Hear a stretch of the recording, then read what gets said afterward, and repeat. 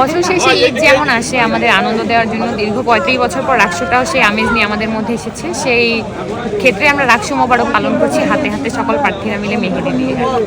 আমরা সবাই আজকে হাতে মেহেদি দিয়ে মেহেদি উৎসব পালন করছি, এই আর কি।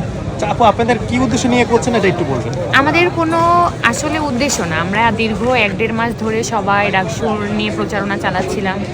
তো আমাদের প্রচারণা গতকাল থেকে শেষ হয়েছে। আমরা আজকে যেহেতু সকল প্রার্থীরা মিলে একটু অবসর সময় কাটাচ্ছি, তো আমাদের ঈদের মতো আমেজটাকে ধরে রাখতে আমরা সবাই আর কি একে অপরের হাতে মেহেদি করে দিচ্ছি, এটাই আর কি। আজকে কিন্তু খুবই উৎসবমুখর পরিবেশ দেখা দিয়েছে। আমরা চাচ্ছি এই যে উৎসবমুখর পরিবেশ সেটা যেন কালকেও থাকে। আমাদের যে প্রশাসন সেটা নিশ্চিত করুক, এই আমেজটা তারা ধরে রাখুক। আমাদের কিন্তু বিশ্ববিদ্যালয়ে 35 বছর পর রাকসু হচ্ছে, রাকসুর আমেজকে বাইরে তুলতে কিন্তু আজকে আমাদের নতুন যে রাকসুতে যে মেহেদি উৎসব সেটা কিন্তু আমরা রেখেছি। আমাদের কিন্তু প্রচারণা অনুষ্ঠান হবে, সেটা শেষ মেয়েদের হলগুলোতে আজকে চলবে যে রাকসুর যে মেহেদি সেটাই, এবং পরিবহন চত্বরে কিন্তু আজকে সারাদিনই কিন্তু মেহেদি উৎসব চলবে আমাদের নতুন করে রাকসু যে আমেজ সেটা বাইরে তোলার জন্যই।